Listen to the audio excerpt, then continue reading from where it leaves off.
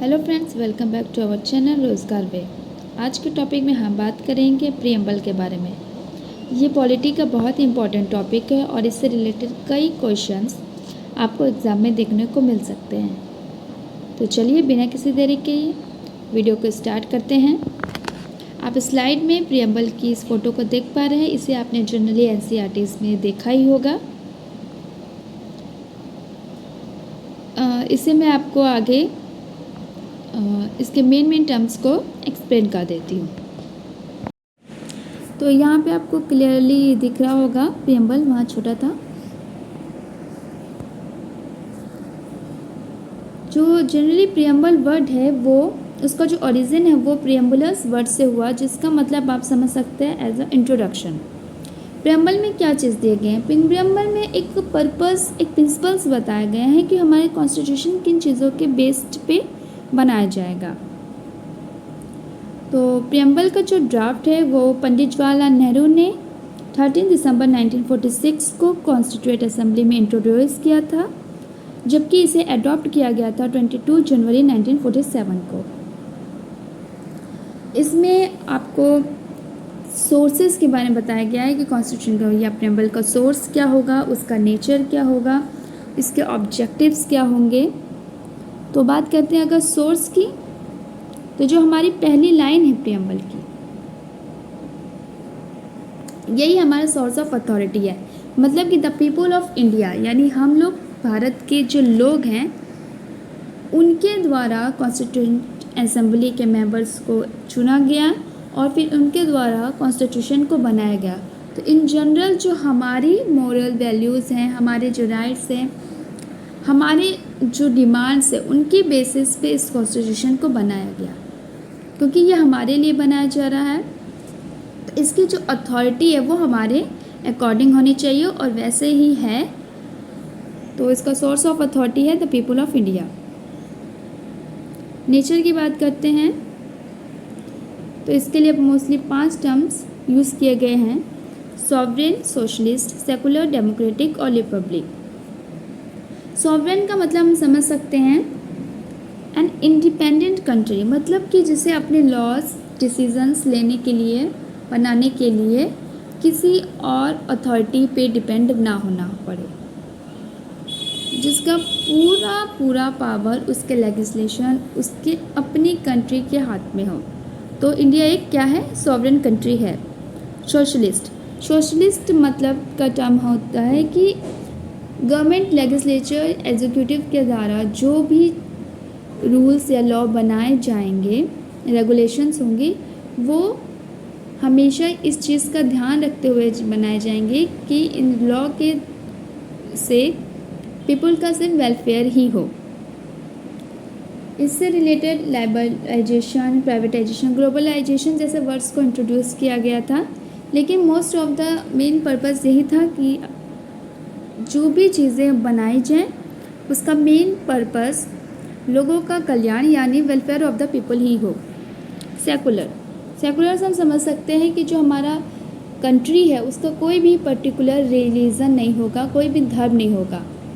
हम जनरली अलग अलग स्टेट्स में अपने कंट्री में देखते हैं कि डिफरेंट टाइप के रिलीजन्स यहाँ पे प्रैक्टिस किए जाते हैं। यहाँ पे हर किसी को अपने अकॉर्डिंग, अपनी इच्छा के अनुसार अपना धर्म चुनने का पूरा राइट है। तो जो हमारी कंट्री है वो एक सेकुलर कंट्री है। डेमोक्रेटिक का मतलब हमारी जो गवर्नमेंट होगी, जो हमारा जो लेजिस्लेशन होगा वो हमारे द्वारा इलेक्ट किया जाएगा, वो हमारे लिए ही काम करेगा। जैसे कि जनरल हम जानते हैं कि डेमोक्रेसी का मतलब ही होता है कि a government for the people, by the people end of the people. जैसे और नेक्स्ट देखते हैं रिपब्लिक का मतलब कि जो हमारा स्टेट है, हमारी कंट्री है, उसका एक हेड होगा जो कि इलेक्टेड होगा, ना कि नॉमिनल होगा। मतलब जैसे मोनार्की में हम देखते आते हैं कि एक राजा होता है, फिर उसकी हेरिडिटी चली आ रही होती है कि उसका बेटा। तो ये जो प्रोविज़न है ये चीज़ रिपब्लिक में नहीं होगी। इलेक्टेड एक हेड ऑफ द स्टेट होगा। आगे बात करते हैं इसके ऑब्जेक्टिव्स की। तो इसका पहला ऑब्जेक्टिव है जस्टिस। ये कॉन्स्टिट्यूशन हमें 3 तरीके की जस्टिस देगा, सोशल, इकोनॉमिक और पॉलिटिकल। ये टर्म्स आपको याद रखने हैं क्योंकि क्वेश्चन इन्हीं सब के बेस्ड होते हैं कि प्रेम्बल में कौन सा टर्म यूज़ किया गया है, उसका जनरल क्या प्रिंसिपल है, क्या मीनिंग है। तो ये सारी चीज़ें आपको ध्यान में रखनी होंगी। तो जस्टिस में हमें 3 तरीके की जस्टिस दी गई हैं। पहला है सोशल। सोशल यानी कि आपको किसी भी कास्ट, किसी भी रिलीजन के बेस पे आपको डिस्क्रिमिनेट नहीं किया जा सकता। आप अर्बन हो, आप रूरल हो, आप रिच हो, आप पुअर हो, इस बेसिस पे भी आपको कोई डिस्क्रिमिनेट नहीं कर सकता, आपके राइट्स को एक्सप्लॉइट नहीं कर सकता। ये आपकी इकोनॉमिक जस्टिस हो गई। और द पॉलिटिकल, इन सभी के बेस पे आपको कभी वोटिंग राइट्स आपका हनन नहीं किया जा सकता। तो कॉन्स्टिट्यूशन हमें ये 3 राइट्स, ये 3 जस्टिस देता है। नेक्स्ट है लिबर्टी। लिबर्टी मतलब स्वतंत्रता। तो बात करते हैं अगर लिबर्टी की, तो लिबर्टी का मतलब है स्वतंत्रता। ये हमें 5 तरह की लिबर्टी से स्वतंत्रता दिए जाते हैं बाय कॉन्स्टिट्यूशन। इसमें आपको थॉट्स की, अपने थॉट्स को एक्सप्रेस करने की, आप किन चीज़ों पे बिलीव करते हैं, आपका अपना क्या रिलीजन है, आप उसमें किस रिलीजन में अपना फेथ रखना चाहते हैं, इन सारी चीज़ों की आपको स्वतंत्रता कॉन्स्टिट्यूशन के द्वारा दी जाएगी। इक्वालिटी की बात करते हैं तो इसमें आपको 2 तरीके की equality of status, of equality of opportunity की बात की जाती है। आप किस कैटेगरी के हैं, किस रिलीजन के हैं, मेल है, फीमेल हैं, ये सारी चीज़ें कभी भी आपके अपॉर्चुनिटी ऑफ एजुकेशन की अपॉर्चुनिटी में या एम्प्लॉयमेंट की अपॉर्चुनिटी में कभी भी बाधा नहीं बनेगी। यहाँ पे जनरली इक्वालिटी ऑफ स्टेटस की भी बात की जाती है कि कोई भी लॉ बनाया जाएगा तो वो हर किसी के लिए बराबर होगा। बात करते हैं फ्रेटर्निटी वर्ड की।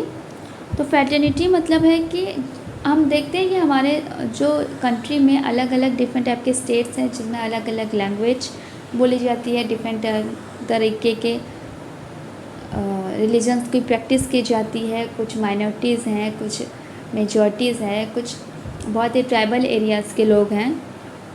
सबके अपने अपने डिफरेंट टाइप के कल्चर्स हैं। तो यहाँ पे बात रखी जाती है कि वो इंडिविजुअली उसकी डिग्निटी का पूरा ध्यान रखा जाएगा। साथ ही इतनी डाइवर्सिटी होने के बावजूद जो हमारी मेन आइडेंटिटी है वो एज अ इंडियन है कि हम अपनी कंट्री की यूनिटी को बनाए रखेंगे। तो कॉन्स्टिट्यूशन का मेन ऑब्जेक्टिव ये भी था कि फ्रेटर्निटी को बना करके रखना है।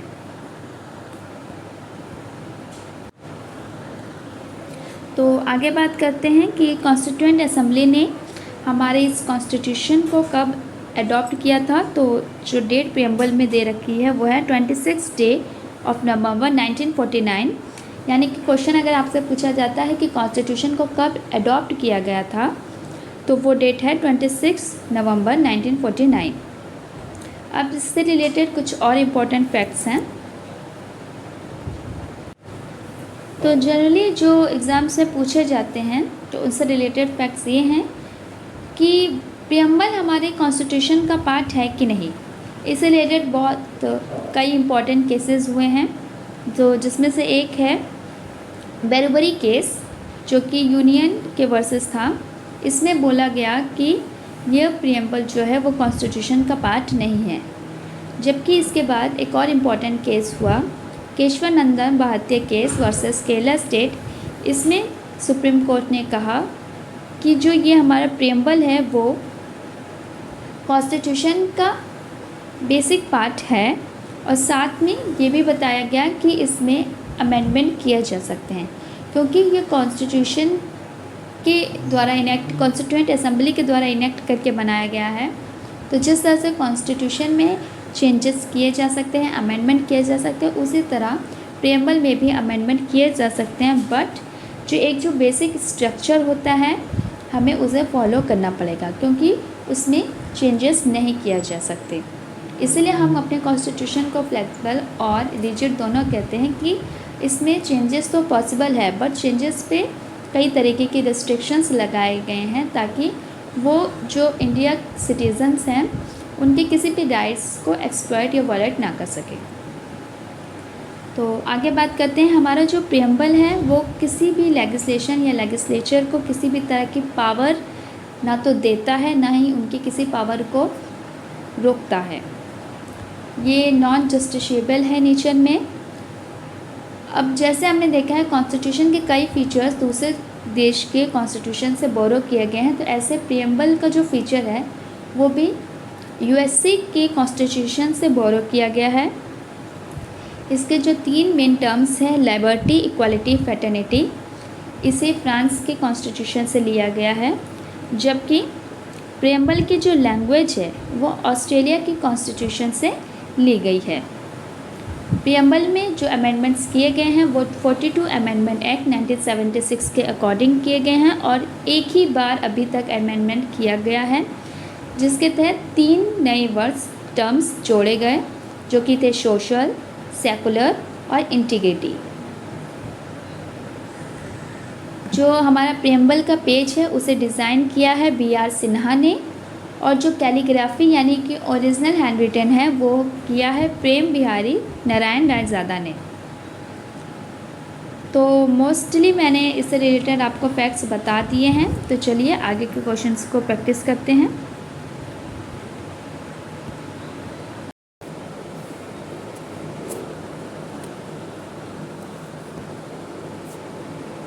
ये क्वेश्चन है, how many times have been the preamble amendment till date, कि अभी तक प्रियम्बल में कितनी बार अमेंडमेंट किया जा चुका है। तो ये हमने अभी क्वेश्चन फैक्ट्स में देखा था कि अभी तक सिर्फ एक बार 42 अमेंडमेंट एक्ट 1976 से अमेंडमेंट किया गया है। आगे चलते हैं। When was the Constitution of India adopted and enacted? तो प्रियम्बल में हमने देखा था कि कॉन्स्टिट्यूशन में इंडिया के कॉन्स्टिट्यूशन को कब अडॉप्ट किया गया है, तो इसका सही आंसर है ऑप्शन सी, 26 नवंबर 1949।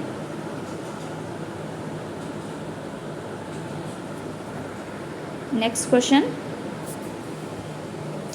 विच of the following words have not been used in the preamble?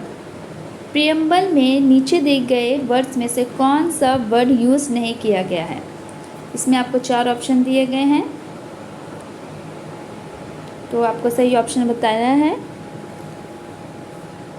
तो इसका सही ऑप्शन है ऑप्शन बी, फ्रीडम। हमारे प्रियम्बल में कहीं पर भी फ्रीडम जैसे वर्ड का यूज़ नहीं किया गया है। स्वतंत्रता की बात की गई है पर उसके लिए लिबर्टी वर्ड का यूज़ किया गया है। तो आपको अपने टर्म्स को बहुत ही याद रखने हैं। नेक्स्ट क्वेश्चन नंबर 4 है, which are the 3 forms of justice mention in the preamble? Preamble में किन 3 तरीके की जस्टिस की बात की गई है? तो ये भी हमने देखा था, ऑप्शन डी करेक्ट है, सोशल, इकोनॉमिक और पॉलिटिकल। ये 3 तरीके की जस्टिस की बात की गई है प्रियम्बल में। नेक्स्ट क्वेश्चन, इसमें स्टेटमेंट्स दिए गए हैं, इसमें बताना है कि आपको कौन सा स्टेटमेंट करेक्ट है। The preamble provides the citizens the liberty of thought, expression, belief, faith and worship. यहाँ वर्कशॉप नहीं, वर्कशिप होगा। मतलब कि जो हमारा प्रियम्बल है वो हमें स्वतंत्रता देता है अपने विचारों को रखने की, एक्सप्रेस करने की, हमें किस तरह के रिलीजन को फॉलो करना है, किस चीज़ में फेथ करनी है और किसे वर्शिप करना है। तो पहला सेंटेंस ये कहता है, और दूसरा कहता है कि the citizens are entitled to unhindered the liberty.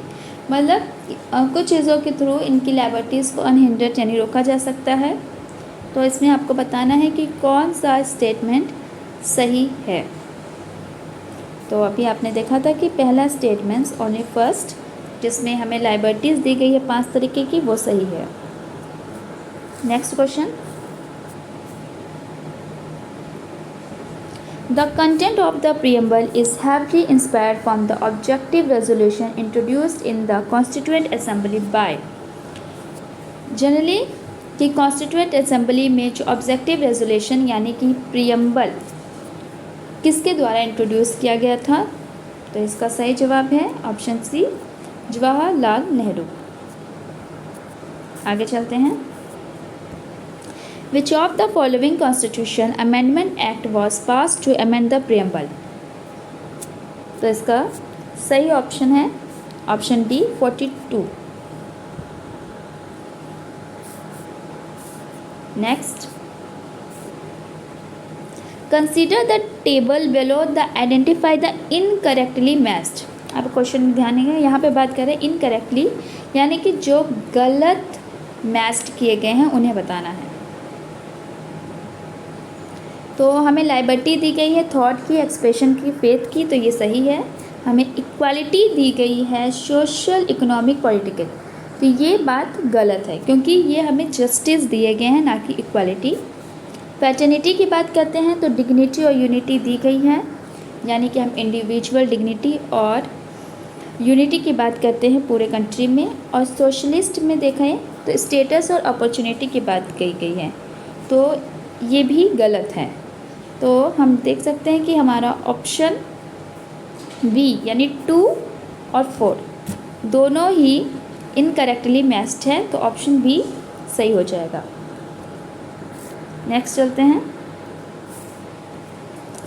Which among the following is not a word inserted into the preamble under the 42 constitutional amendment act? 42 constitution amendment act के तहत प्रियम्बल में कौन से वर्ड को जोड़ा नहीं गया था, कौन से वर्ड को यूज़ नहीं किया गया था? तो इसका सही ऑप्शन है, इसमें आपको 4 ऑप्शन दिए हैं, सेकुलर, सोशलिस्ट, लिबरल और इंटीग्रिटी। तो इसमें से ऑप्शन सी सही है, लिबरल। लिबरल वर्ड को नहीं जोड़ा गया था। आगे चलते हैं। क्वेश्चन नंबर 10 है, विच of the following principles found in the preamble discourages communalism? Communalism का मतलब हम समझ सकते हैं जो रिलीजन के अकॉर्डिंग चलते हो, मतलब डिवीज़न्स हो, ये अलग सोसाइटी के रिलीजियस लोग हैं, वो अलग लैंग्वेजिस्टिक पे हैं, तो जो इस चीज़ को रोकता है, डिस्करेज करता है, इन चारों में से वो प्रिंसिपल कौन सा है? तो इक्वालिटी में हमने देखा था कि वो बराबरी की बात होती है, फ्रेटर्निटी में हमने देखा था कि डिग्निटी और यूनिटी की बात होती है, लाइबर्टी में हमने स्वतंत्रता की बात देखी, और डेमोक्रेटिक में हमें for the people and by the people की बात की गई। तो हमारा ऑप्शन बी जो है वो करेक्ट है कि फ्रेटर्निटी जो है वो कम्युनलिज्म को रोकती है। नेक्स्ट क्वेश्चन है, who among the following design the preamble? हमारे प्रियम्बल को किसने डिज़ाइन किया है? तो इसका सही ऑप्शन है BR Sinha. Next, which of the following is not objective priest of the preamble? इस सब में से कौन सा ऑब्जेक्टिव नहीं है? तो हमने बात की इंडिविजुअल डिग्निटी की, लिबर्टी की, रिपब्लिक की, लेकिन फेडरलिज्म जैसा कोई भी टर्म या वर्ड हमारे प्रियम्बल में हमने नहीं देखा। तो हमारा सही ऑप्शन हो जाएगा ऑप्शन ए, फेडरलिज्म। आगे बढ़ते हैं। Consider the following statements. The word republic means that there will be a nominal head of the state. कि रिपब्लिक का मीन्स है कि स्टेट का एक नॉमिनल हेड होगा। सेकेंड स्टेटमेंट है, it means the highest position in state will be open to all eligible citizen. मतलब जितने भी हमारे कंट्री के एलिजिबल सिटीजन्स हैं, ये हमारे स्टेट का हाईएस्ट पोजीशन होगा, वो इसके लिए इलेक्टिव या इलेक्शंस लड़ सकते हैं। तो इसके अकॉर्डिंग देखा जाए तो हमारा जो पहला स्टेटमेंट है वो गलत है और सेकंड करेक्ट है। तो हमारा ऑप्शन बी सही हो जाएगा कि जो स्टेट का हेड होगा वो हाईएस्ट पोजीशन होगा। हम अच्छे से जानते हैं कि जो हमारा प्रेसिडेंट होता है वो हेड ऑफ द स्टेट होता है। और वो हमारी कंट्री का फर्स्ट सिटीज़न भी होता है। तो ऑप्शन बी यानी सेकंड स्टेटमेंट करेक्ट है। आगे देखें, which of the following terms in the preamble are not defended.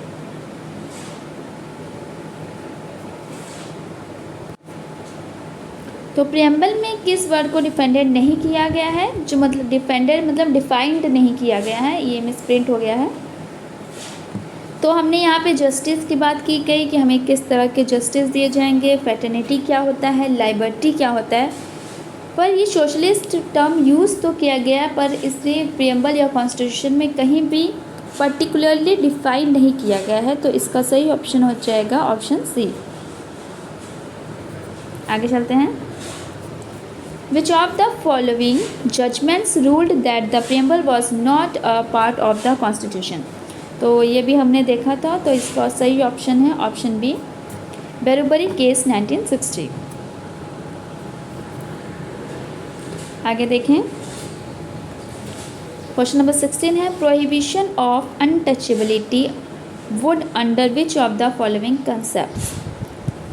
कि अनटचेबिलिटी मतलब अछूता को किस कॉन्सेप्ट या प्रिंसिपल के द्वारा रोका जा सकता है। तो सीधी सी बात है, इक्वालिटी के थ्रू हम इस चीज़ को कम कर सकते हैं, अनटचेबिलिटी को एबॉलिश कर सकते हैं। नेक्स्ट क्वेश्चन है question number 17, who was interested with writing the original copies of the constitution. जहाँ कैलीग्राफी या फिर हैंड रिटन ओरिजिनल कॉपीज़ की बात करते हैं तो वो किसने दिया था या किसने किया था, preamble Behari Narain Raizada, option B.